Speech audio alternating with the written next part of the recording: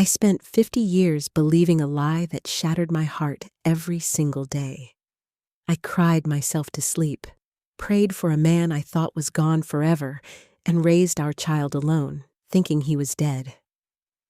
But at 75, the truth hit me like a freight train. I found out my husband never died. He just chose to vanish and start over without us. My name is Margaret Thompson, and this is my story of betrayal, heartbreak, and finding strength I didn't know I had. Before I dive in, tell me in the comments, where are you watching from? Knowing my words reach you gives me the courage to share every raw detail. And if this touches you, hit that subscribe button so you don't miss more stories like this. I grew up in the humid streets of New Orleans, where the air always smelled like fresh beignets and the Mississippi River. My mama worked as a seamstress, stitching dresses for the fancy folks uptown, while my daddy hauled crates at the docks. Life was simple back then, hard, but full of those little joys, like jazz music floating from the corner bars and crawfish boils on Sundays. I learned early that women like me had to be tough. The world didn't hand us anything easy. But nothing prepared me for the pain that was coming. I met Henry when I was just 21, working at a little diner near the French Quarter. He was a truck driver with a warm laugh and eyes that made me feel seen. We fell hard and fast, married within a year, and soon our daughter Emily came along. Our home was a shotgun house on the edge of town. Nothing fancy, but it was ours. I'd wake up to the sound of him humming while making coffee, and we'd sit on the porch watching Emily play in the yard. I felt safe, like life had finally given me something good. But looking back, there were signs I ignored. Little things that nagged at me, but I pushed away because I loved him too much. It started small. Henry would come home late some nights, smelling like cheap perfume that wasn't mine. He'd say it was from a coworker hugging him goodbye, and I'd believe it because I wanted to. Money got tight too. Bills piled up, and he'd snap at me when I asked about it.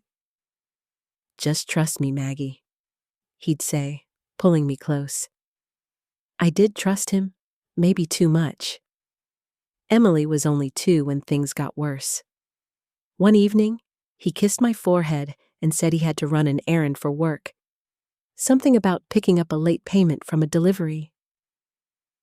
"Be back before dinner," he promised, ruffling Emily's hair. But dinner came and went, and he didn't show. That first night, I paced the kitchen, telling myself he got held up in traffic or stopped to help a friend. The clock ticked louder with every hour. By morning, panic set in. I bundled Emily up and went to his boss's office, but the man shook his head. No errand, no payment due. My stomach dropped. Where was he? I called friends, checked hospitals, even the police station. The officers took a report but looked at me with pity. "Sometimes men just leave, ma'am," one said. I shook my head. No, not Henry. He loved us. He wouldn't do that. Days turned into weeks. I searched everywhere, putting up flyers with his picture around town. Neighbors whispered, maybe an accident on the road, or worse, something criminal. No body, no clues, just silence. Emily would cry for her daddy, and I'd hold her tight, fighting back my own tears. The church held a memorial service after a month, even without proof. I stood there in black, clutching Emily, feeling like my world had ended. How do you mourn someone who's just gone? People said to move on, but how? I was 23, a widow in everyone's eyes, with a toddler depending on me. I had to survive. I took 2 jobs, waitressing days and cleaning offices nights. Every penny went to rent and food. No time for grief. It hit me in waves when I was alone, staring at his empty side of the bed. I'd wonder if he suffered, if he thought of us in his last moments. That pain became my constant companion, a heavy weight in my chest. Emily grew up hearing stories about her brave daddy, the one taken too soon. I made him a hero in her eyes because the alternative, abandonment, was too cruel to face. Years blurred together. Emily started school, and I scraped by, always tired but pushing forward. There were moments of joy, like her first bike ride or graduating high school. She became a nurse, strong and kind, just like I hoped. But me? I was stuck in that limbo, a widow who never remarried. Men asked me out, but I couldn't. Henry's ghost lingered in every corner of my heart. I'd visit his grave, a marker I put up in the cemetery, and talk to him, asking why. The silence hurt more each time. As decades passed, I accepted it, or thought I did. I retired from waitressing at 65, living quietly in our old house. Emily had her own family now, grandkids who called me Nana. Life felt steady, if empty. But then, one rainy afternoon, everything shattered again. Emily burst through my door, her face pale, holding her phone. "Mom, sit down," she said, voice shaking. My heart raced. What now? She showed me a Facebook post from an old friend of Henry's. There he was, in a photo from a family reunion in Los Angeles. Alive, smiling, with another woman and kids who looked grown. I stared at the screen, my hands trembling. It couldn't be. 50 years, half a century of believing he was dead. But there he was, gray-haired but unmistakable. The post said he'd been living in California all this time, running a small auto shop. My world spun. Anger boiled up, mixed with confusion. How? Why? Emily hugged me as I sobbed, the kind of deep cries I hadn't let out since he disappeared. "We have to go see him," I whispered. She nodded, tears in her eyes.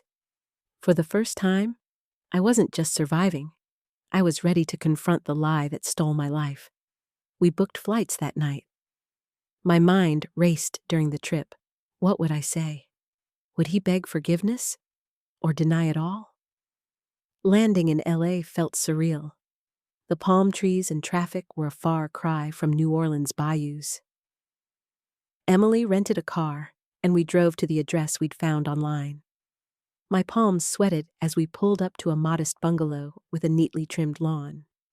I knocked, heart pounding like a drum. The door opened, and there she was. His wife, I guessed. Younger than me, maybe 60, with kind eyes and a confused smile. "Can I help you?" she asked.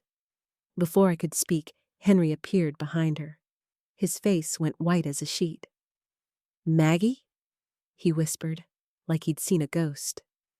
I stepped inside, ignoring her protests. The house smelled like fresh-baked cookies, a cozy life he'd built without me. "Tell her," I demanded, my voice steady despite the storm inside. "Tell her how you left me and our baby girl 50 years ago. How I mourned you, thinking you were dead." His wife gasped, looking between us. Henry slumped into a chair, head in hands. I couldn't stay," he muttered. "I got into debt, bad gambling. Thought I'd get killed if I didn't run. Figured you'd be better off without me dragging you down." Lies or truth, it didn't matter. The pain was the same. He'd chosen to fake his death, leave us broke and broken. His wife turned on him, voice rising. "You had a family, and you never said?" The room exploded in accusations. I watched, feeling a mix of rage and pity. Emily held my hand, her eyes wide. Henry cried, begging me to understand. "I missed you every day," he claimed. But words couldn't erase the years. As the argument peaked, something shifted in me. I didn't need his excuses anymore. I'd raised Emily alone, built a life from ashes. He was the weak one, hiding while I faced the world. We left that house, the door slamming behind us. In the car, Emily asked if I was okay. I nodded, a strange calm washing over me. Better than okay? I said. For the first time, the weight lifted. Back in the hotel, I stared at the ceiling, replaying it all. 50 years of grief, and now, freedom. But freedom from what? The lie? Yes, but also from the hold he had on me. I realized I'd been living half a life, defined by loss. The next day, instead of flying home, I wandered LA's streets. The sun felt warmer, the air lighter. I stopped at a farmer's market, smelling spices that reminded me of home. There, I saw an older woman sitting alone on a bench, tears in her eyes, twisting a wedding ring. Something pulled me to her. Mind if I sit? I asked. She nodded, wiping her face. Her name was Rosa. She'd lost her husband to cancer 5 years ago and felt lost without him. We talked for hours. She shared her loneliness, how days blurred into emptiness. Listening, I saw myself in her, the widow trapped in memories. You're more than your pain, I told her. There's still life out there. The words surprised me. They were for both of us. By the time we parted, she hugged me, promising to try a cooking class she'd always wanted. Walking back, I felt a spark. If I could help her, maybe I could help others, and myself. Emily noticed the change when I got back. Mom, you look different. I smiled. I am. On the flight home, ideas bubbled up. New Orleans had so many women like me, hurt by loss, betrayal, or just life's hardness. What if I started a group? Nothing big, just a place to share stories, support each other? Emily loved it, offering to help set it up. Back home, our house felt alive again. I cleared the living room, bought cheap coffee and chairs from a thrift store. The first meeting was small. Me, Emily, and 2 neighbors I'd invited. We sat in a circle, and I shared my story, the raw parts I'd hidden for years. Tears flowed, but so did laughter. One woman, widowed young like me, opened up about her husband's affair. Another talked about abuse she'd escaped. It was messy, emotional, but real. Word spread. Soon, 10 women came, then 20. We met weekly, calling it Second Chances Circle. No fancy name, just us talking, crying, healing. I led gently, sharing tips I'd learned the hard way, like budgeting a loan or rebuilding confidence. One night, a young mom showed up, fresh from a divorce, eyes puffy from crying. I feel so broken, she said. I hugged her. Broken things can mend stronger. Watching her bloom over weeks, getting a job, smiling again, filled me with purpose. But it wasn't all smooth. Doubts crept in. At 75, was I too old for this? One meeting, a woman challenged me. How do you move on after betrayal like that? I paused, heart aching. You don't forget, I admitted, but you choose not to let it define you. Sharing that vulnerability bonded us deeper. Emily helped expand it, posting on social media, inviting speakers like therapists or lawyers for free advice. Our group grew into a community hub, even partnering with a local shelter. Through it all, my emotions evolved. The anger at Henry faded to indifference. He sent a letter once, apologizing, but I didn't reply. I was done. Instead, joy came from unexpected places, like teaching a cooking class on Creole recipes, passing down Mama's secrets. Grandkids joined sometimes, their laughter echoing in the house that once felt so empty. One day, Emily pulled me aside. Mom, you've inspired so many, including me. Tears welled up. She'd struggled with her own marriage issues, but never told me. Our talks helped her too. That moment sealed it. I transformed from a grieving widow to a woman with a mission. Looking back, 50 years of pain led to this. I thought my story ended with loss, but it was just the beginning. If you're reading this and feeling stuck, know it's never too late. Start small, a walk, a call to a friend, a new hobby. You have strength you haven't tapped yet. Now, I want to hear from you. What's your story of starting over? Share in the comments. It might help someone else. And if this moved you, subscribe for more real talks. Life's too short not to chase your second chance. But wait, there's more to how this all unfolded. Remember that first group meeting? It almost didn't happen. I was nervous, hands shaking as I set out the coffee. What if no one came? What if they judged me? As the clock ticked, doubt hit hard. Then the doorbell rang. It was my neighbor Gladys, who'd lost her son young. "I need this," she said simply. More followed, each with their own scars. That night, we stayed late, stories pouring out like rain. As weeks passed, challenges arose. One woman, Sarah, shared a secret so dark it shook us. Years of hidden abuse from her late husband. We rallied around her, connecting her to help. It reminded me of my own ignored signs with Henry. Had I missed red flags? The gambling he hid, the late nights? Reflecting hurt, but it deepened my empathy. Highs came too.